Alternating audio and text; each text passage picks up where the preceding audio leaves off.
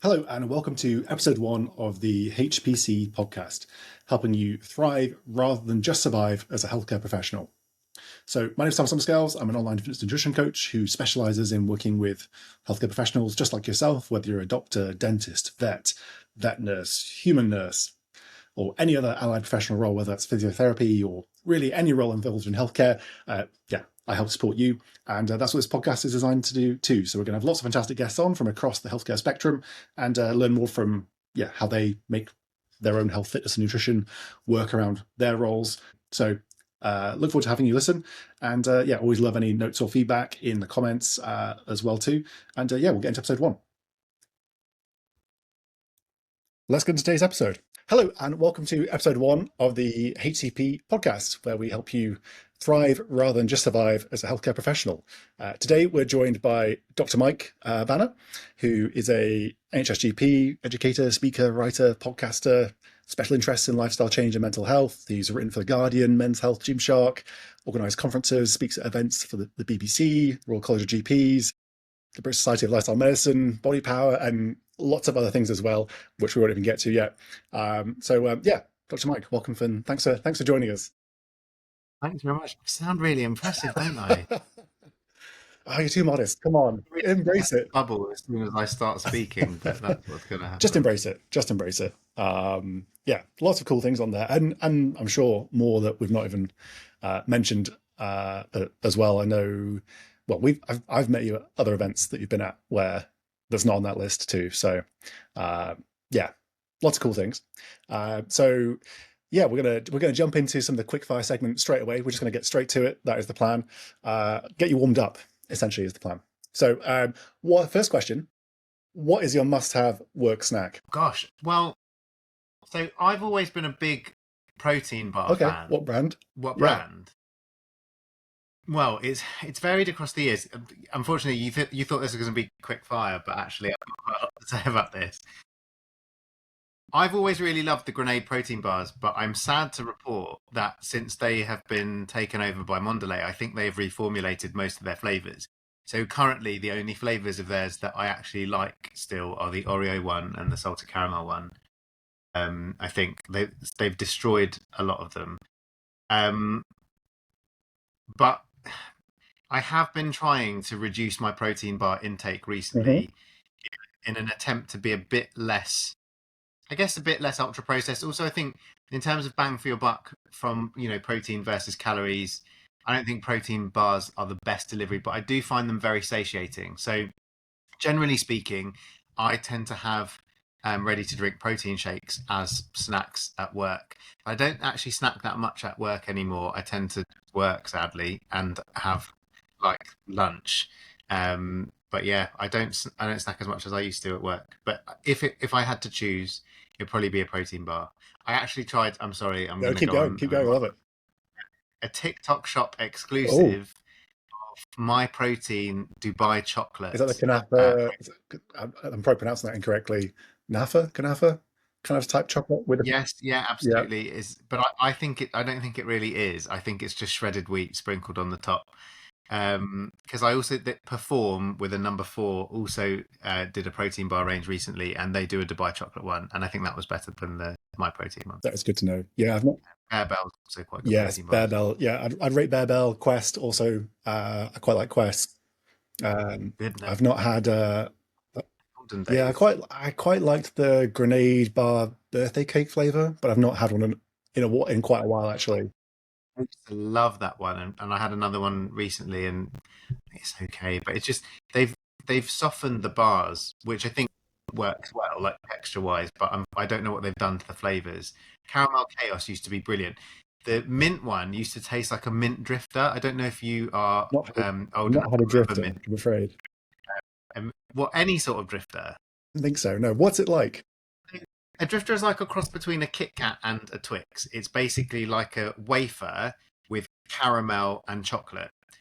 So it's like a bit crunchy and a bit chewy, and it's splendid. Actually, I don't even know if drifters. I think maybe drifters don't exist anymore, but mint drifters definitely don't exist anymore.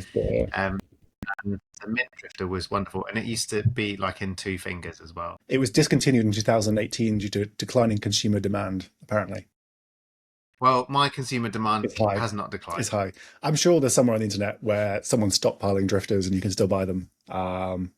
It'll be like the original Jacked 3D pre-workout that people were like selling for vast sums of money on eBay due to it containing, what was it? DMMA. Basically, I don't. It was it was something basically a terrible, wasn't it? derivative of MDMA from memory that you could just buy from anywhere at any age.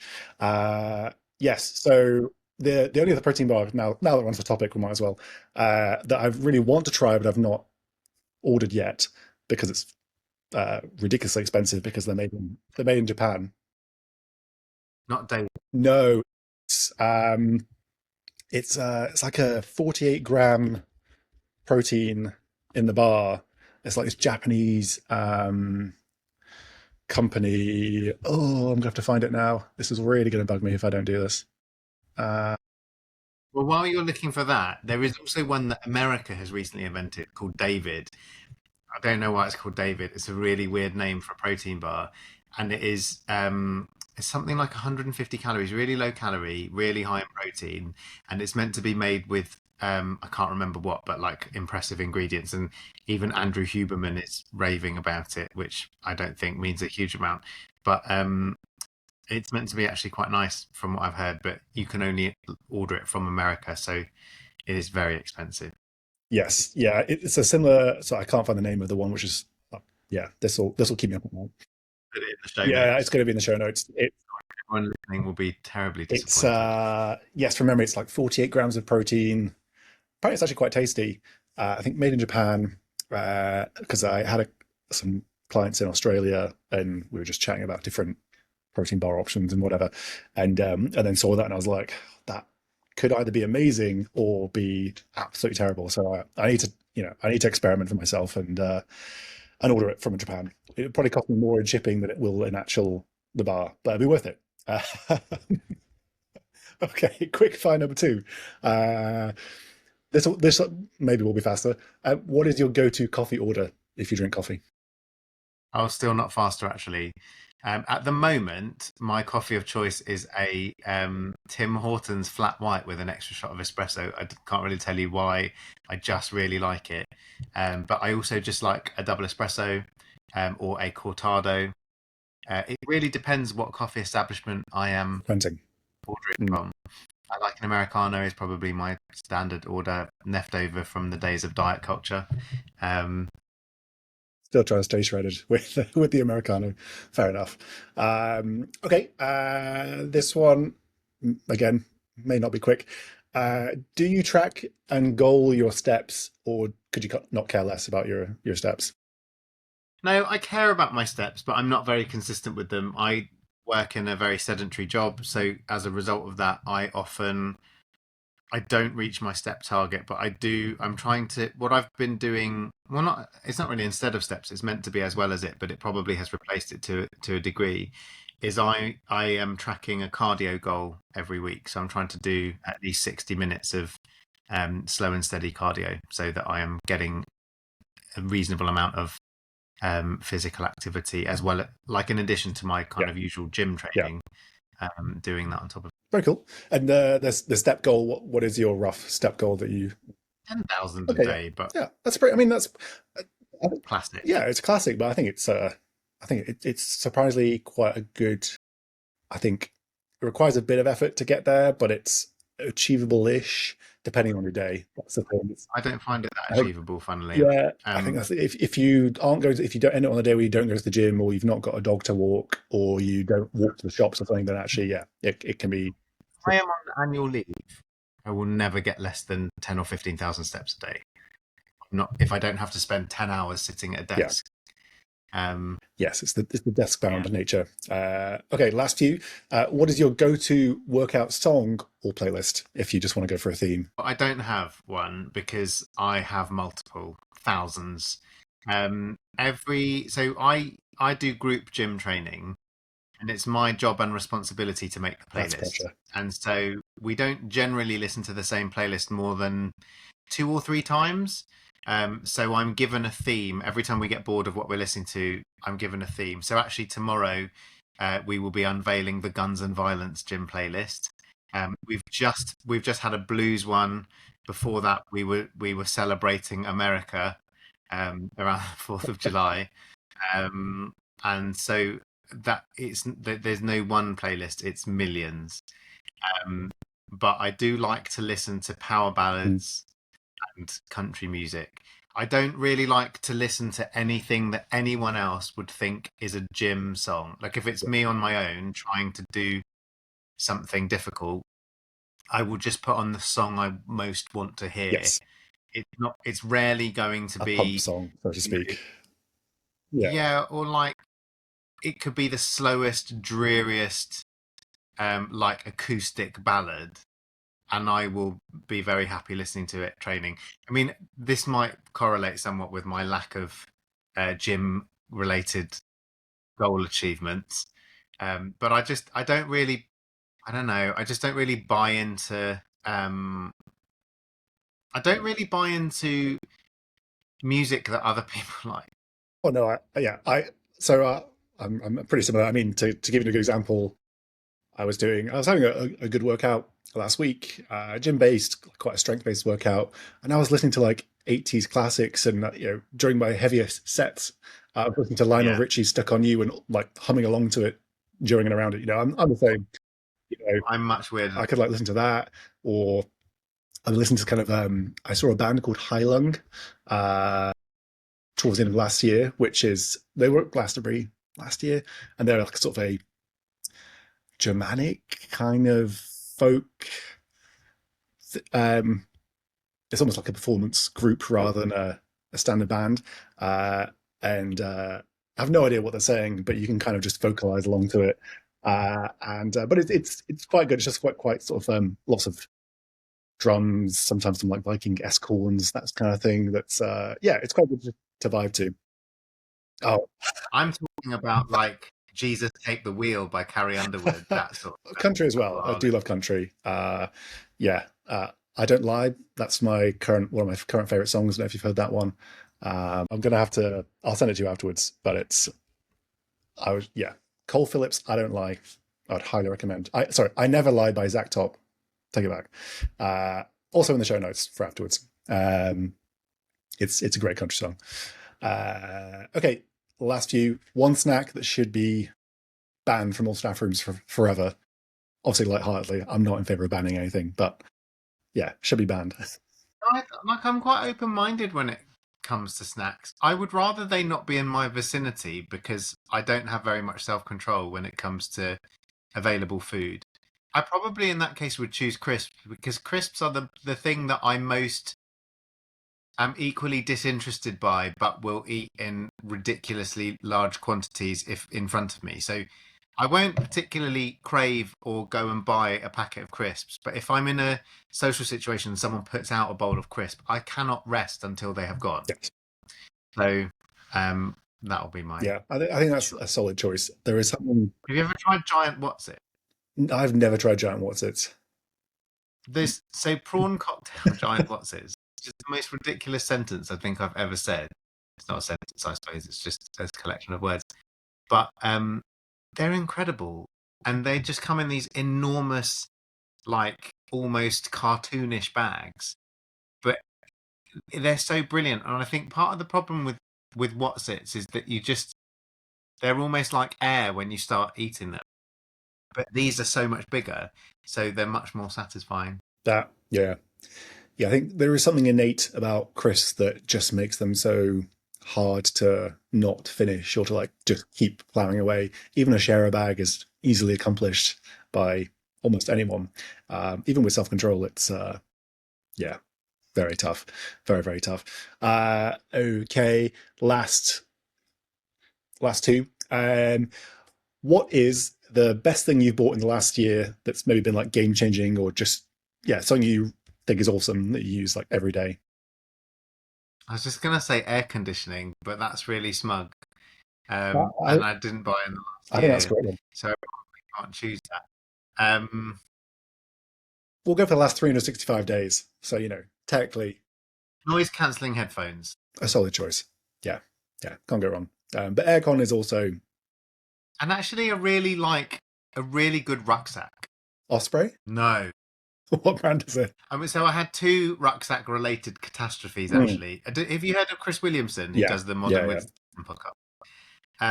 I was awake at 2:30, scrolling through my phone, unable to sleep one night, and I came across Chris Williamson saying that, being paid to say by the company that this rucksack will change your Mm. life.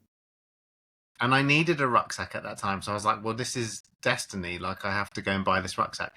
The rucksack was £250, but you got a 10% discount code for using, His like, for code, yeah. listening to Chris Williamson.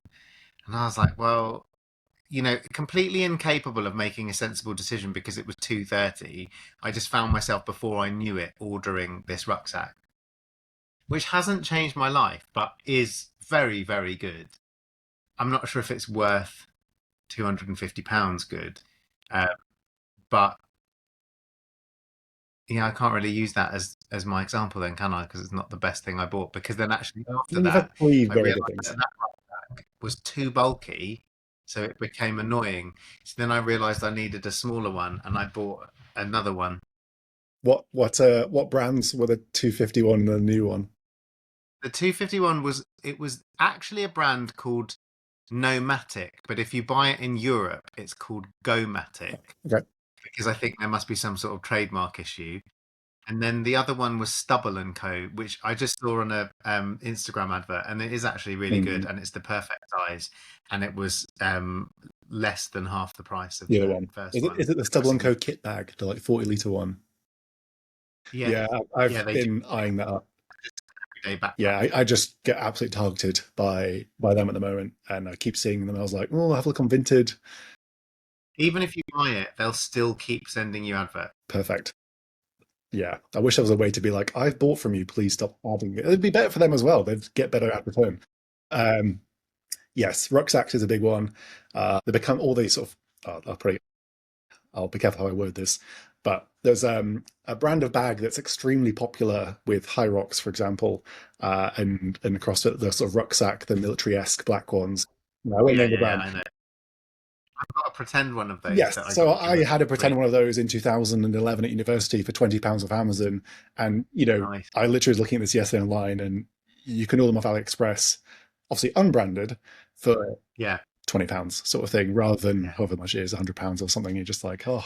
So every time I see someone buying one, I'm like, oh, I wish I could have told you about the alternative and not spending that money.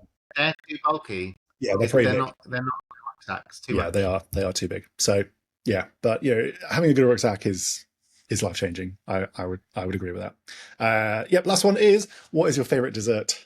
A very important question. Gosh. Um, as a like an overall category, I'd probably say cake and ice cream in a combo. Um, or just a sundae. I really like ice cream. I'll always go for an ice cream based dessert or a pudding, like a like well, in the winter, jam, sponge, and Oh custard. yes, school dessert. Yeah, perfect. Yeah, which I think beats crumble and it beats pies, Yeah, jam, sponge, and custard. yeah, yeah. I went through a phase last year actually of basically remaking all the classic school custard desserts, and it was fantastic. Just that simple like yellow vanilla sponge with the white icing and rainbow sprinkles and custard. Yeah, yeah, Oh, yeah. Mary Berry's got a really good recipe for that. In fact, on that book right there, Fast Cakes, it's called the confetti tray bake, and it's the easiest cake you'll ever make. it's brilliant Perfect. every time. Yeah, my grandma is yeah, she's like unbelievable at making just tray bake cake, and oh yeah, I wish I still can't recreate it like she can. That's like my goal in life, is just to be able to do that. Well, thanks for asking the quickfire segment. It was still relatively quickfire. We got through it in like 15-20 minutes, so it's all good. So we'll go to the more serious section, which is more the fitness side of things, and sort of diving a bit more into like your story, and ultimately kind of what people want to hear about is like, how does this person I see on Instagram, how do they manage their own health, fitness, nutrition? How do they manage all that around being a healthcare professional, around being a doctor? And that's, I think, like we were talking just before the sort of show started and recording, and you work 5 full and I'm pretty sure very busy days per week as a GP, plus everything else that you do. So it'd be great to dive into that. But maybe before we dive into how you manage it, for maybe not everyone listening, I have quite a few international followers and that sort of things in places like Australia. May not be as au fait with you, or I've heard of you necessarily. So it'd be good for them to. And have heard of me, by the way. I think a lot of people will have heard of you. I spoke to someone who was completely not in the healthcare professional space, and they knew who you were when I said. Yeah, but that will be like having mutual friends on Instagram. It I won't don't know. be. But they were like, oh, you should talk to some really great healthcare professionals. And then they immediately brought up your name as one of the first people. Are you sure they meant this Dr. Mike? I'm fairly sure. Fairly sure. So yeah, it'd be great to hear, like, tell us about you. Just the basics, like where you're based, your role, that sort of thing. Yeah. Sure. I'm a GP in the NHS. I am based in West Sussex. I also am a GP educator, so I train GPs or train doctors to become GPs, and I'm also involved in running the training scheme locally for all of the people training to be GPs.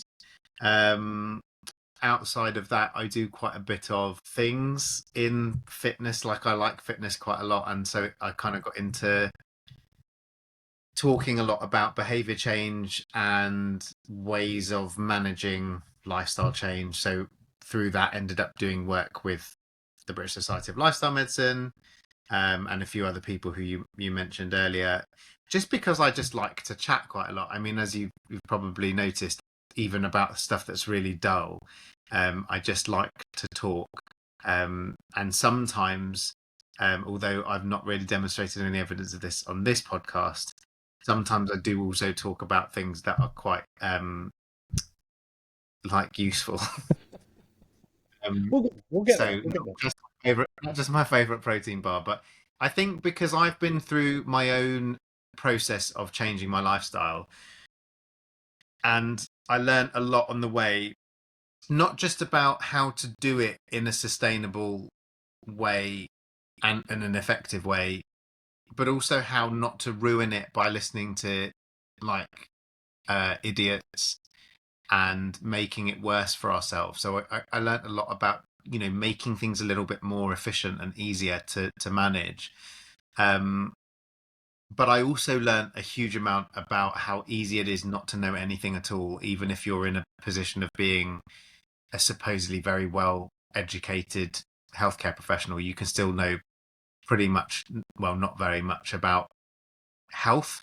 I think that I know that this accusation is sort of leveled at us quite a lot as doctors, but we do know a lot about illness and disease. We don't actually know a huge amount on health.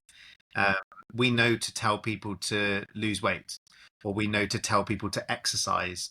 We don't really know how to do those things, though. We don't really know how to effectively give actionable, helpful advice on those things. And there are a lot of people who think that we do, and some of those people are us. And we're not always as good at it as we might think we are, or they might think we are. Yeah. So I suppose when did your sort of fitness journey, if you want to call it that, start? I suppose, were you always kind of sporty growing up, or did fitness come to you more later on in your kind of career? And was there a moment that triggered it, or how did it come about? Yeah, I grew up completely uninterested in anything to do with sport or activity or health. I was raised to work very hard at the things that I had to work hard at, which was basically academic subjects. And I was able to get away with putting in absolutely zero effort into sports, physical activity. I gravitated entirely towards sedentary hobbies. I like TV and video games and listening to music, and that was pretty much it. I didn't play any sports for fun at all. I didn't go to the gym. There was a time at university where I was on placement in Devon, and there was only one TV for this whole accommodation block. So I joined the gym so that I could go and watch EastEnders. So I'd finish in the hospital and I'd go and sit on the exercise bike, sort of half pedaling, watching TV, and then go home. That was about as close as it got. So, and it wasn't such a terrible thing for me because the nature of my lifestyle, being a student in London, I walked everywhere. So I was very active. I was working as a junior doctor, so I was pretty active, um, for many hours a day, running around hospitals, trying to get all my work done. But then when I became a GP, everything changed from that perspective. I was just sat at a desk all day, every day. And I also had the means to live completely off takeaway, Yes. not bother doing any cooking, not really, be that interested in, healthy food at all. So things just started to descend further into chaos, and eventually I had a few little mini wake up calls. Thankfully, none to do particularly with my own health, but certainly some to do with that of other people.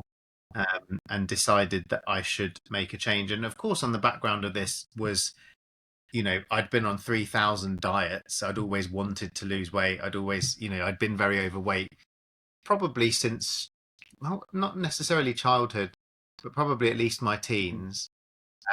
And not,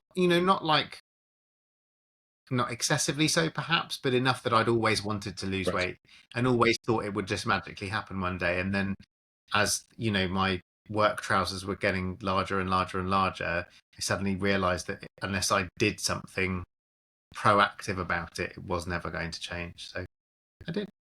And so you're a GP, you're working full time, and you've suddenly like, right, I need to make a change. Like, where did you start, and would you do the same thing, or would you do it the same way again? I suppose if you were to start that journey again. I mean, funnily enough, I sort of ended up where I started. So I started with, I'm going to count calories and go on my Fitness Pal, and I'm going to join a gym, and I'm going to get a program written for me, and I'm going to do that. It was all very basic to start with. I had help from social media, and I also had, I mean, like I joined a gym, but I was absolutely terrified of going to. I didn't even own gym clothes. Like, so I remember I used to wear like a like a polo shirt, like a Ralph Lauren polo shirt that I had that Addressed? was a bit old Ah, because I didn't own active yeah. wear. It was weird for So me I to have kind of, gym clothes. to even, because it was just so like inconceivable that I should need Mm. it. Um, Went to the gym, and my first program I remember was 15 minutes on the exercise bike and 15 minutes on the cross trainer. So very, very straightforward, very low energy. But I remember sort of purposely thinking, I need to do something that gets me into the gym for 30 minutes, 3 or 4 times a week, that's completely doable, that just gets me comfortable with walking into the gym. Because those first few times I was going to the gym, the feeling I had was the same as the feeling I used to get when I was going into an exam. I was so nervous because in my mind, everyone was staring at me. Everyone thought I looked stupid. Everyone was wondering what I was doing in a gym.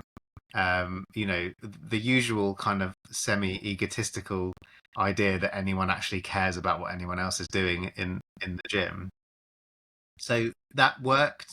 And then just kind of it built gradually from there, eventually started working with a coach, and then but this was all over this was over the course of years, and probably I ended up, it's probably about 5 years in total that I went from my heaviest to my leanest.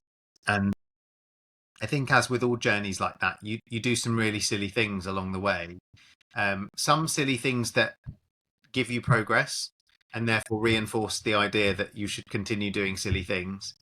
But then you learn from those mistakes and realize that they're not necessary, or they're not helpful, or they're actually giving you less progress than you would be getting if you were doing things a different way. I definitely got obsessional in a way that I'm not anymore.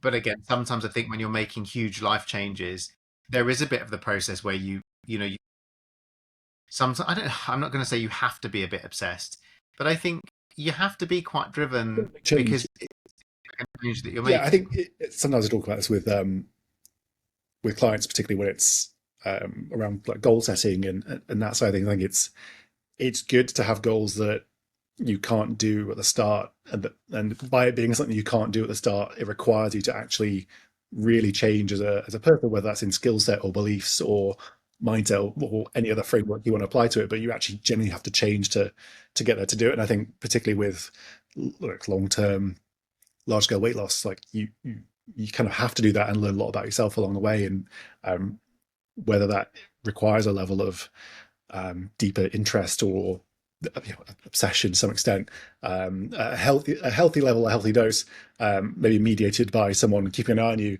can be sometimes kind of a good or necessary, at least part of that process. I think it's because yeah, it is. It's as I'm sure you can attest to. 5 years is a long time. There's a lot of ups and downs on that journey. I guess how did you? I'm sure in those down moments or moments where you maybe did something that, looking back, you're like, oh, that was a bit stupid. How did you bounce back from those down, sort of more down moments, or kind of get back on track, so to speak? Or yeah, how did you bounce back?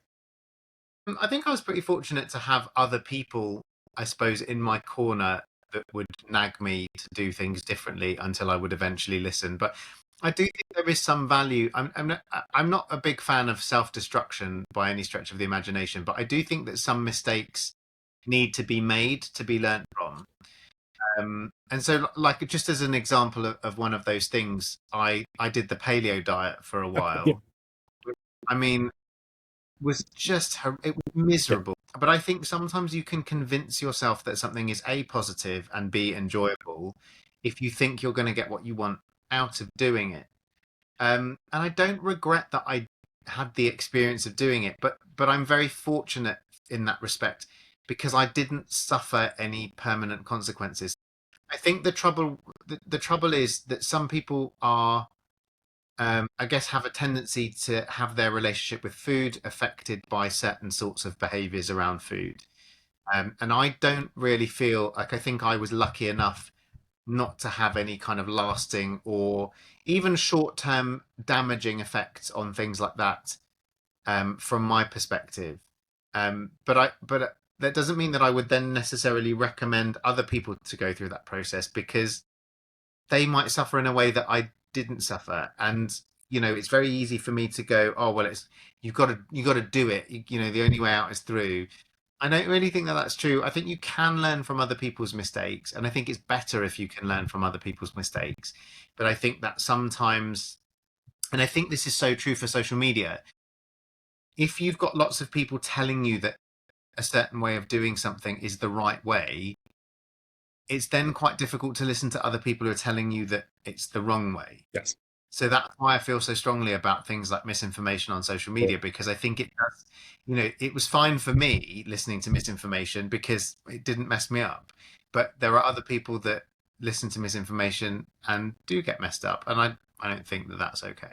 Yeah, 100% agree. I mean, certainly there's lots of I have to have lots of conversations online with healthcare professionals of a range of different roles and specialties and all that sort of stuff. And it's fairly common that I come away from some conversations online where I'm semi-shocked and somewhat depressed from things I hear, and then things I try and gently nudge towards a better direction, just because I'm like, oh no, like they've really fallen into some form of echo chamber online of a certain type of content or a certain thing that they've really latched onto.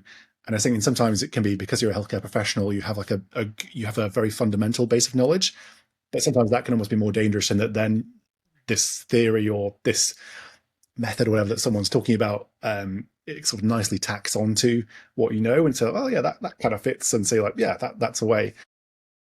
And yeah, certainly misinformation is yeah, it's often terrifying, some of the stuff that I come across. I'm like, oh no, it's quite worrying that then, and also that this might be something that they may then also believe, and it filters through to their discussions with patients on certain topics or that sort of thing. It may or may not, absolutely, but ultimately, if then you have strong beliefs on something, and a patient asks you about weight loss, and you're like, well, I think this is a really great way, and you're like, well, actually, is that a great way? Is that actually a thing to do? He did that. I mean, I don't know if I'm not sure, but I probably did talk because patients did ask me, like they would notice the fact that I'd lost lots of weight and they would ask me how I'd done it. So I'm sure I would have told them that I was doing the paleo diet. And the thing is, like, if you think about the paleo diet as faddy, silly diets go, it's not the Oh no, worst. I yeah, mean, it's a healthy diet. It's a whole foods based, not processed diet, but it just cuts out foods that you don't really need to cut out to be healthy. yes, It's just unnecessarily restrictive. But even if you followed the paleo diet, it's still, it can still be perfectly healthy. So, I don't mind so much that, if I'd recommended it for people to try, I don't really mind that. But I don't think that I necessarily would have fathomed at the time the difference between that and a different faddy diet that I might have been told was brilliant to try. Like I did once get told that the way to lose weight was to cut out wheat, sugar, and dairy. mm, Uh, but I was also told when engaging in that diet that it was okay to have a cheat day once a week. And it's that kind of mentality that I think that I do struggle with. I did that diet for a while and I manipulated my cheat day that it was to the point where it even became a cheat 24 hours. So it started on Saturday evening and ended on Sunday evening. So I could squeeze in, it was basically two cheat days, really. And I think like depending on your mindset and your mentality and how you approach those sorts of things, it's that kind of stuff that if it's kind of fostering that all or nothing mentality. So you're either completely miserable. I mean, imagine no wheat, no no doubt. sugar, no dairy. Of course you're going to Very lose tough. weight because there's nothing to eat. Yes, It's yeah, boring, and even when you're hungry, you can't be bothered to eat the the things you can like eat. Yeah, to you're prepare allowed the to options eat. you've got. Yeah, And so then you spend the whole week craving all of these other foods and then store it up in your mind so that you can stuff your face with them on the weekend. I mean, it's a really unhealthy way to approach your relationship with yes, food. And again, fortunately, I did not do that for a very long time, but I think that's probably the closest I got, to really quite disordered eating, I would say. Not having an eating disorder, of course, yes. Well, but disordered eating. yes, yeah. I think that's the thing. I think there's lots of different dieting strategies or nutrition strategies that people can do, like paleo or the many other ones out there, which to a certain extent, yeah, can actually be a potentially really great diet for that person if they can adhere to that structure and do it in a healthy, sustainable way. Brilliant. But actually, the reality for a lot of people and a lot of healthcare professionals is their ability to continue to do that kind of diet for the long term is very difficult, or it becomes a more extreme version of that diet because of constraints on time and energy and stress and availability of food at work and all that sort of stuff. Sometimes I hear people who are doing intermittent fasting, for example, which for some people can be fantastic. But if you're somebody who works lots of night shifts and then has a very short period before you go back to work again, if you've not really thought about the timings particularly well, but you really rigidly stay to the eating windows, you might have a 24-hour plus window potentially where you technically, if you're sticking to your windows, I'm going to eat anything. And it's like, well, I get that, yeah, at the end of that, you might have dropped a kilo or something on the scales for that day, but also, how do you feel? A, you probably feel absolutely horrendous. B, your recovery from that night shift and the shift after is also probably going to be terrible. And actually, it's just thinking from a performance standpoint, mentally and physically, your performance is going to be through the floor because you've just not fueled yourself. And it's like, well, actually, is that a good thing to be doing as a healthcare professional? Maybe not. It's that's the thing. There's so many ways diets can be applied. Detoxing is another one that I had a conversation with about the other day, where they've seen lots of progress on the weight scale, and it's like, well, that's because you're just having celery. You're having blended celery for like 3 days. That like you're not eating anything. Of course, you're losing weight, but then they're not changing. They don't plan to change anything else at the end of that detox that they were doing before. And it's like, guys, come on. Yeah, it's I'm a huge advocate for people thinking when it comes to dieting of how are you going to eat long term? What is going to be your nutrition for the rest of your life? And let's move towards that rather than an 8-week sprint doing something you're never going to do again. When I always ask new clients what their favorite dessert is. That's one of my favorite things. I love desserts. Tiramisu is probably my top one, closely followed by cake and ice cream. Uh, and but I'll always, yeah, I think it's a good choice. And I think it's always important to ask, like, yeah, what food are you going to have that you're going to enjoy this week? Because I'm going to have tiramisu forever. I'm going to have tiramisu forever. I'm going to have cake or ice cream forever. And it's more about how can we keep doing that in a sustainable way long term. Just doing a diet that completely removes the things you were going to eat in future from your nutrition for 4, 8, 12, or 16 weeks, if you can manage that long, doesn't set you up for long-term success. And I'd say for the majority of people I speak to, they're not trying to become an on-stage bodybuilder or be professionally in sport. So they really, in reality, have a bit more leeway of how they can do things. Now, yes, there's fundamentals of weight loss and other factors to consider as well, to factor into that. You can't just eat loads of tiramisu and maybe hope to lose weight, depending on calories and a bunch of other things. But principle-wise, I'm always like, what is your long-term nutrition? And let's think about that rather than the all or nothing aspect that you touched on. That is, I think you'll probably agree, certainly a kind of perfectionist and all or nothing mentality is very common, I find, in healthcare professionals. I kind of liken it to, you need to be a bit of a perfectionist and maybe have a bit of all or nothing to you to get through school and get the grades to get into medical school and to get through medical school and all that sort of thing. But I think it means you're a good doctor as well, or a good nurse, or a good vet, or a good dentist. I absolutely want someone who's a perfectionist if they're doing neurosurgery on me. But that's the thing, when it comes to your own health, fitness, and nutrition, I think that's where it can then almost become more of a barrier or create that all or nothing aspect. It's an interesting one.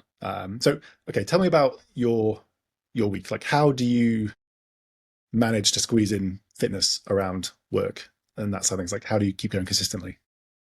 So the key for me has always been training in the morning. I don't train well after work. So if I was to try and go to the gym after work, it just doesn't happen.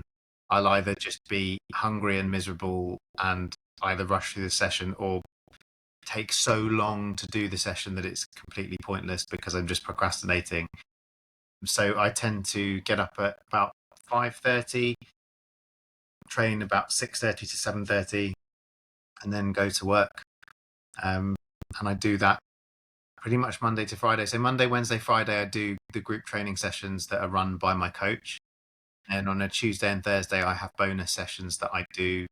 And then I usually do my cardio as kind of on, because those Tuesday and Thursday sessions are quite short. So I can do a bit of cardio with those and then top ups on the weekend. Bro. Okay, yeah. So it sounds like your sort of tip is eating the frog, so to speak, or kind of getting it done pre-work. For me, and I think everyone's quite different. I don't like having exercise to do because I don't naturally want to exercise. So getting it out of the way gives me a sense of accomplishment and means that I can relax for the rest of the day. But I would also say, like, what's worked for me, I mean, it might sound quite intense because I go to the gym pretty much every day. But again, that works better for me because I like to do shorter gym sessions that are less intense. And so doing them more frequently but less intensely works well for me. And it just keeps my routine the same. Uh, I think it's harder to get up early to go to the gym if you're only doing it every other day, because then you're used to getting up at 6:30 or 7 o'clock, and then on gym days you have to get up at 5:30. That's a drag. But if you're getting up at 5:30 every day, you just kind of get used to it and go to bed a bit earlier. Yeah, yeah, yeah. So yeah, full hustle grind. No, I'm kidding. I'm kidding. I mean, I'm kidding. it does sound a bit like that, doesn't it? But it's what works for you, isn't it? That's the thing. But I think what's really interesting about it is because I'm even listening to myself saying these words and wanting to be a little bit sick in my mouth, because I think back to kind of years ago when I first started, and I remember I was too scared to go to the gym before work because I was like, there's no way that I can risk being tired at work. Like the job is too intense. There's no way I'll be able to handle a work day. And the reason that changed was I joined a gym that had these classes, and it was kind of well known for its Metcon classes. And so I wanted to do those, but they were only at 5:30 and 6:30, or 5 and 6. I can't remember which, but ridiculous, right? And no, six. Yeah, I remember it was 6:30. So I was like, right, I actually booked half a day off work because I was like, there's no way I'm going to be able to do a full day of work, but I want to trial doing this. So I went on a half day. I did the 6:30 class, and I found myself at work, having more energy, feeling better, and actually being okay. So I was like, oh, okay, I could do this. So I started going to the 6:30 class, and then after a while, I started to notice that I was struggling to get showered and dressed um, and ready in enough time. So I was really rushing to get to work and get my, the NHS computer to load up and log on in time to actually start my first patient. And it would just be happening kind of by the skin of my teeth. Sometimes I'd even be a couple of minutes late, which I absolutely hate doing. So I was like, oh, well, maybe I could even think about doing the 5:30 class and have a bit of extra time to, have breakfast at the gym and shower. It was quite a nice gym environment at the time. And, we were all friends. So it was quite a nice place to kind of hang out. So I started doing that. And so after a while, I was doing the 5:30 gym class, which was, if you'd said to me at the beginning of that journey, if you want to make progress, you've got to get up on 5:30 and go to the gym. I'd be like, absolutely not. Don't be ridiculous. And it would have failed straight away. But because it had been such a slow build up to that, to doing that, and I'd done it so gradually, it was okay, and I managed it. But again, like if I'd just woken up one week and gone, right, I'm going to the 5:30 gym class 3 times this week, I'd have given up after a week because I'd have been exhausted. Yeah. Well, I think what you're describing there is like steady habit formation over time, Yeah, where exactly. you've just gradually built towards that, and now it's normal for you, and you found what works for you. And I think that's the key thing for everyone. Is if you're someone who's working, I know you're a ED consultant or you're a vet who only works night shifts, for example, like your structure is going to be vastly different from you. But it's just finding out what is that routine that fits or works and balances my recovery from work ultimately with also then being able to go to a gym or go and do fitness or physical activity, whatever that looks like for you, and get something out of it. I think is it's definitely tricky. All right, I have one last question for you because I'm conscious of time. So we'll go with. Oh, it's tough. There's just too many good questions to ask you. We'll have to do a part 2 in future, so we'll come back to it. What's a fitness belief you used to have that you've now changed on, or changed how you feel on? I mean, well, the paleo thing is True. is Yeah.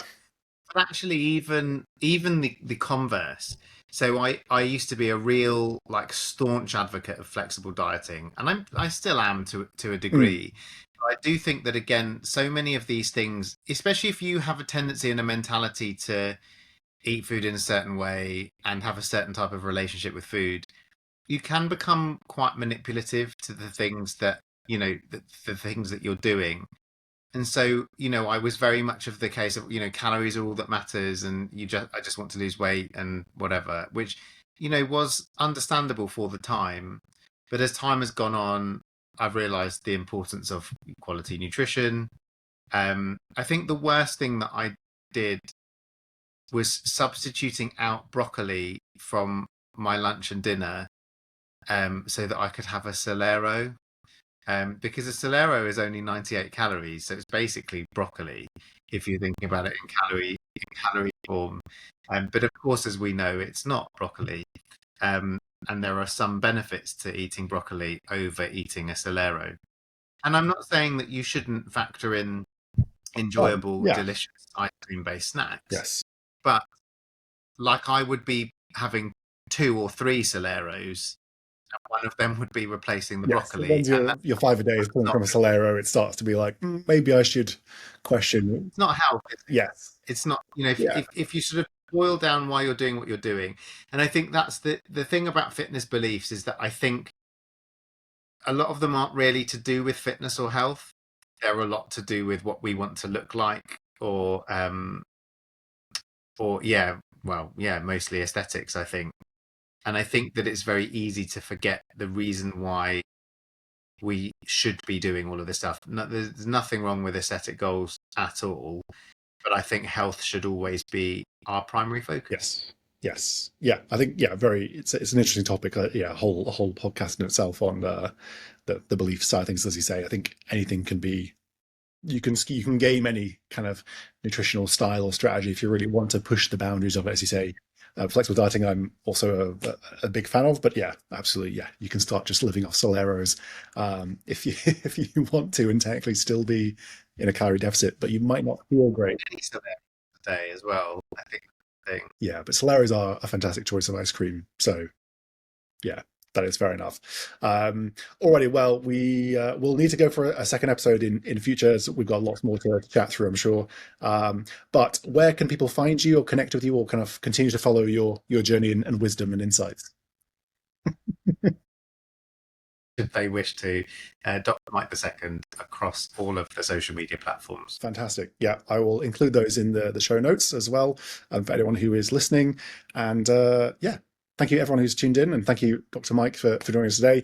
It's been brilliant speaking to you, and yeah, look forward to a future episode from there. All right, thank you, everyone.